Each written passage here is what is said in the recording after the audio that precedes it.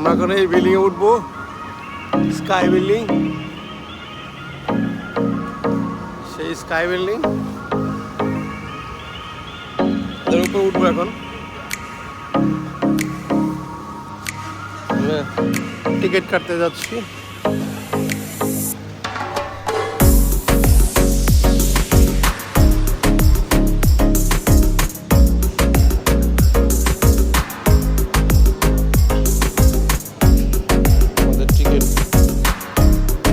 জামাই টিকিট বুঝিয়ে দিচ্ছে,